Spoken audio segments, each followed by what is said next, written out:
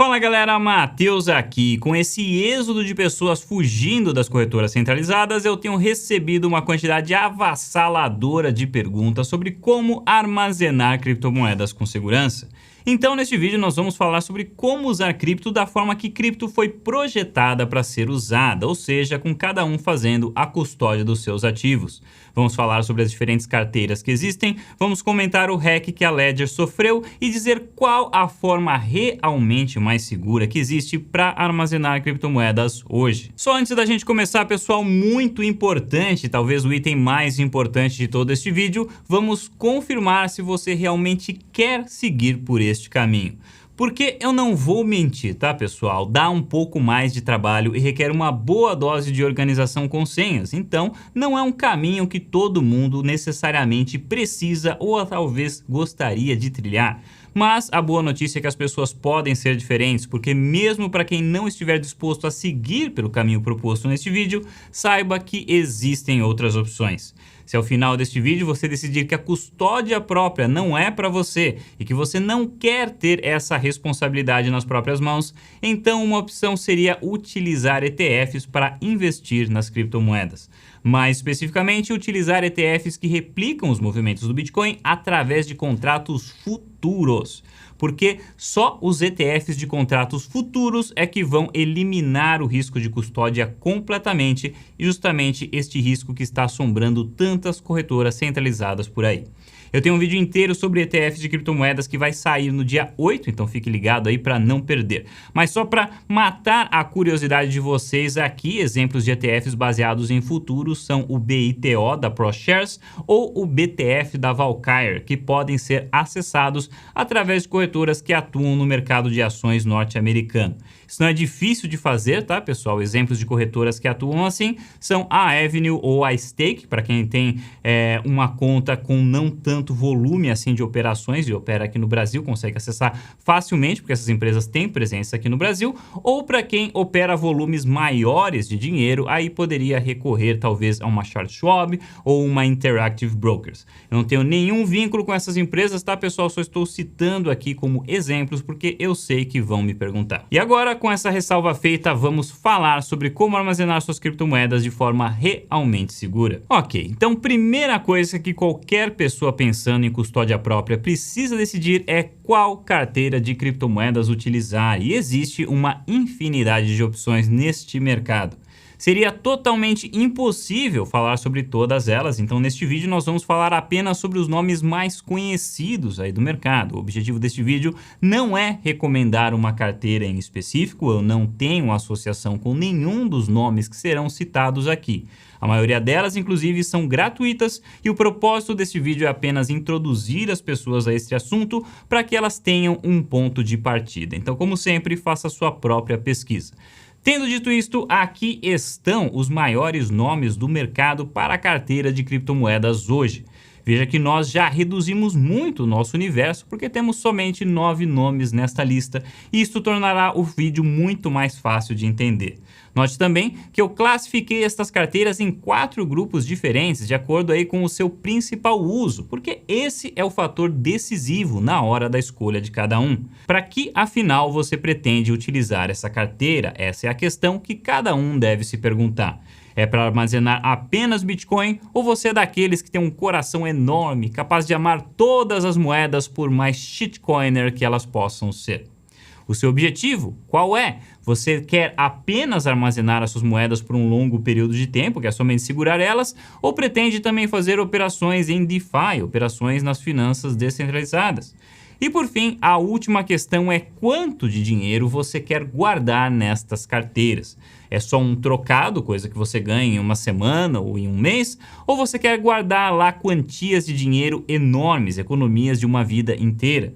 É importante ter essas questões respondidas porque é isso que vai orientar na sua escolha. Então, vamos falar sobre cada um destes 4 grupos e listar as suas vantagens e desvantagens. Começando pelo mais simples, estas são as carteiras de entrada. São carteiras totalmente gratuitas, fáceis de utilizar, estão disponíveis aí tanto para o computador como para o celular e possuem interfaces agradáveis de observar, super intuitivas, fáceis de entender e tudo mais. Se você está começando agora e quer um caminho fácil e sem custos, então esta categoria pode ser uma boa opção para você.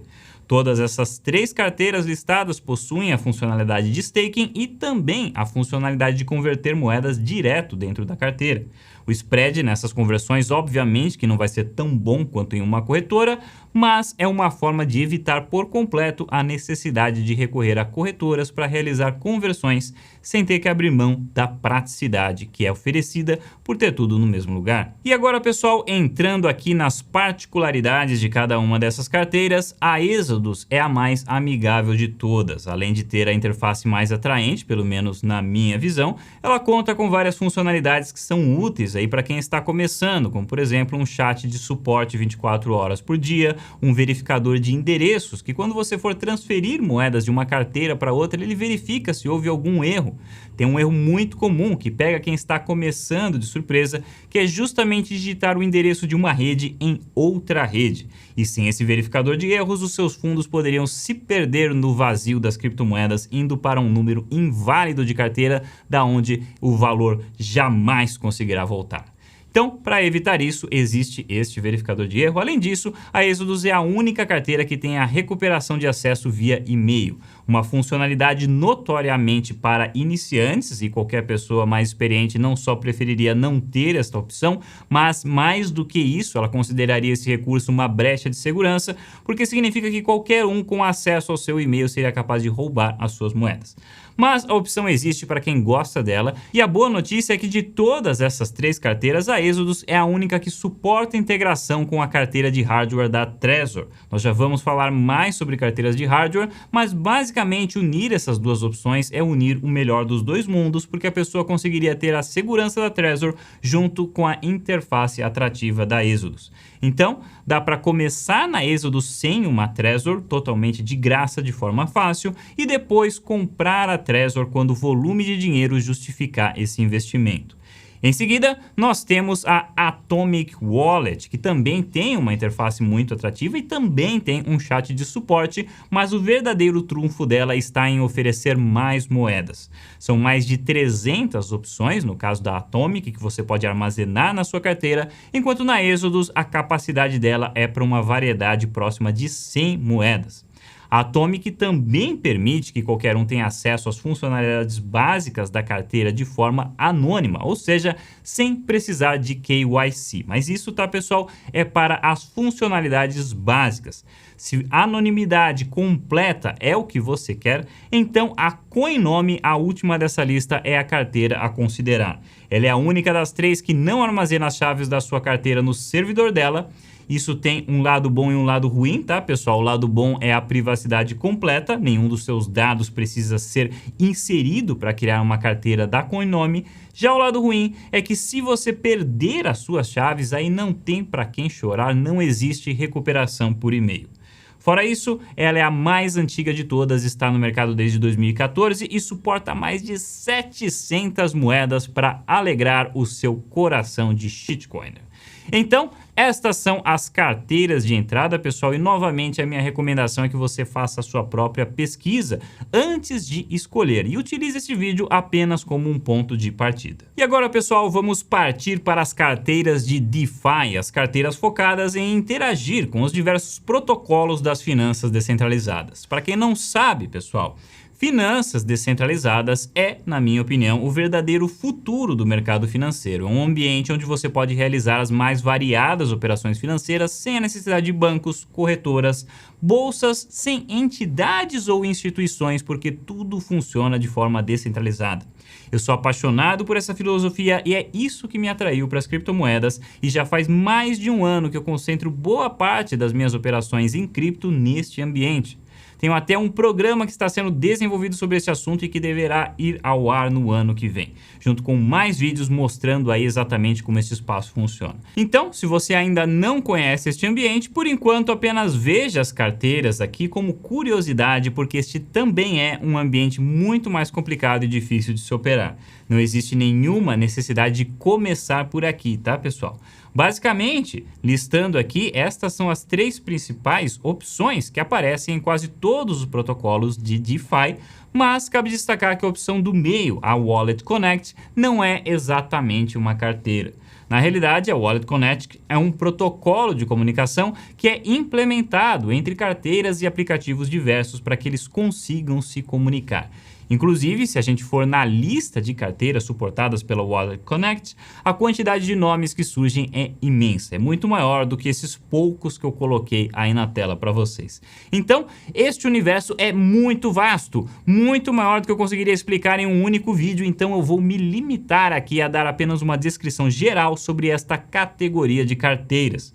Normalmente, quando você obtém uma carteira como essa aí, primeira da lista, a MetaMask, que é a mais utilizada na rede Ethereum, normalmente o que você está baixando é uma extensão para o seu navegador, onde você poderá criar múltiplas carteiras para diversas redes e assinar transações. Ela normalmente é compatível a redes que são compatíveis com o padrão Ethereum. Cada uma dessas redes precisa ser adicionada manualmente, tá, pessoal? Não existe chat de suporte, não existe verificador de endereços, a interface não é bonitinha, não é intuitiva, basicamente não existe nada que segure a sua mão aqui nesse mundo. Tem que saber bem o que está fazendo e mesmo assim o risco de errar é sempre presente. Então, como eu disse, não é um local para se começar. E já que a carteira da Coinbase também é uma das mais utilizadas na rede Ethereum, e a Coinbase é uma corretora centralizada, por mais que seja aí uma empresa de capital aberto com auditoria e tudo mais, ainda assim ela não deixa de ser uma corretora centralizada. Então, vamos aproveitar aqui a oportunidade para responder uma grande questão que muitos têm me perguntado, que é justamente a seguinte: se uma pessoa utiliza uma carteira feita por uma corretora ou que tenha uma corretora por trás como investidor dessa carteira, esta carteira estaria em risco se a corretora falir? Essa é uma pergunta muito interessante, pessoal, e a resposta curta é não. Os fundos depositados em uma carteira de custódia própria não são misturados com os fundos armazenados dentro da corretora.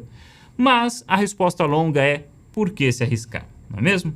Mesmo sem haver mistura dos ativos, o fato é que uma corretora com problemas de solvência se torna um ambiente altamente desorganizado e desprotegido, que pode ser explorado por hackers, como aconteceu com a FTX. Talvez, em meio a um tumulto passageiro, surja uma brecha de segurança que permita a um hacker implementar um conteúdo malicioso no software ou então acessar os dados privados dos usuários e tentar dar algum golpe de phishing, como nós vamos citar alguns exemplos no hack da Ledger, que nós vamos falar já já. Existem, então, muitas variáveis aí nessa questão e eu resumiria a resposta perguntando, afinal, por que arriscar se existem outras opções no mercado, ok? E por falar em carteiras de hardware, chegamos finalmente ao momento. Chegamos às famosas carteiras de hardware, as carteiras desta categoria que normalmente são consideradas as mais seguras do mundo. Porque, além delas utilizarem a chave de autenticação, elas também requerem que o usuário esteja em posse do seu aparelhinho. Deixa eu mostrar aqui para vocês um aparelhinho aqui como um destes dois, certo? Ou da Ledger ou da Trezor. Também existem outras marcas que, como eu disse no vídeo, não estou listando todas aqui, justamente porque senão o vídeo ficaria muito comprido. Mas enfim, elas requerem que o usuário esteja de posse do seu aparelhinho, com ele conectado no computador para que uma transação possa ocorrer. E exige também que você digite um código, certo, nele para que a transação ocorra. Isso cria um trabalho extra, porque toda vez que você tiver que fazer uma operação, você vai precisar conectar o aparelhinho no computador, vai precisar digitar a senha e eles não têm exatamente um teclado numérico, então a forma de operar é meio arcaica, você se sente meio como se estivesse utilizando um celular de 20 anos atrás. Mas o lado bom de tudo isso é que impossibilita a um hacker ter acesso aos seus fundos, mesmo se ele conseguir hackear o computador, mesmo se ele conseguir hackear seu sistema, ainda assim ele não vai conseguir acessar os seus fundos. Então, para quem opera volumes relevantes em cripto, ter um desses aparelhinhos é essencial. Eles vêm com um software próprio de carteira que você pode utilizar, ele pode ser instalado tanto no computador como no celular, ou então a pessoa pode também optar por utilizar estes aparelhos junto com uma carteira de criptomoedas externa, como por exemplo a Exodus, que nós já falamos aqui no começo deste vídeo. A pessoa pode utilizar a Exodus junto com a Trezor para conseguir unir o melhor dos dois mundos em termos de interface amigável e segurança. Ou então, se a pessoa quiser operar em DeFi, ela pode utilizar tanto a Trezor como a Ledger junto com a MetaMask. Mas existem aí algumas diferenças nessas duas marcas que nós vamos entrar em detalhes agora. Em termos de hackear o aparelho em si e roubar as moedas guardadas nele, não existe até hoje nenhum caso conhecido disso no mundo.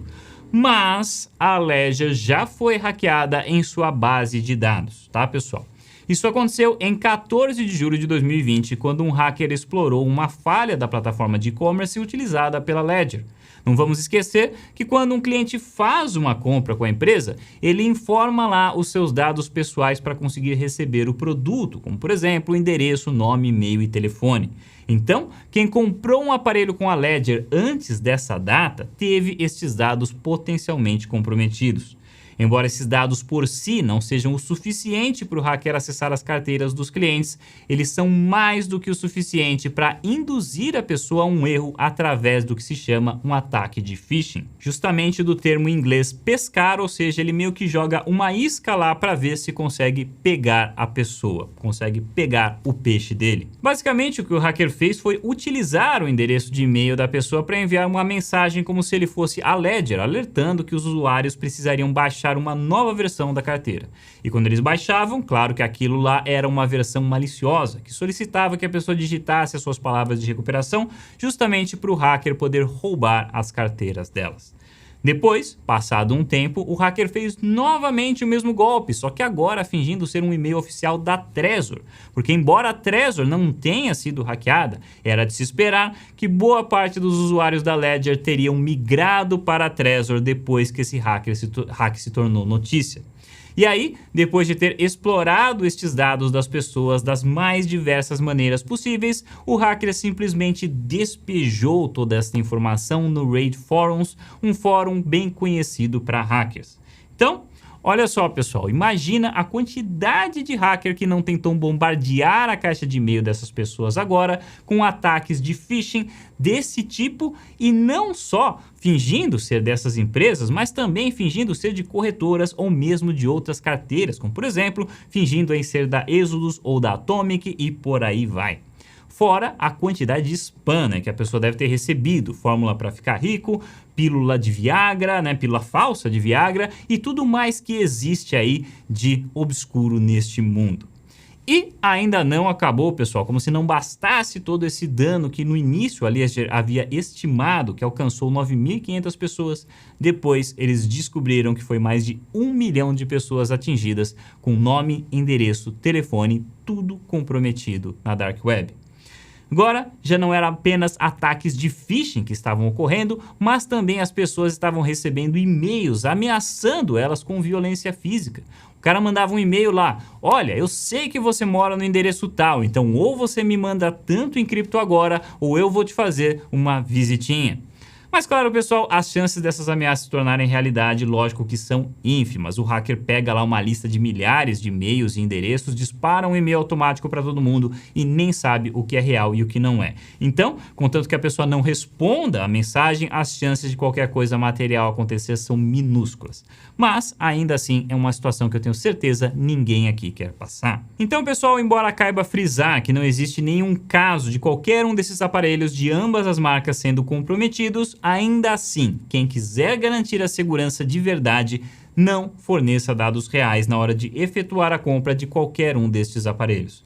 Coloque aí uma caixa de correio ao invés do seu endereço real, utilize um e-mail que não seja o seu e-mail principal e não coloque o seu nome verdadeiro. Enfim, quando se trata de cripto, pessoal, anonimato é sempre a sua melhor proteção.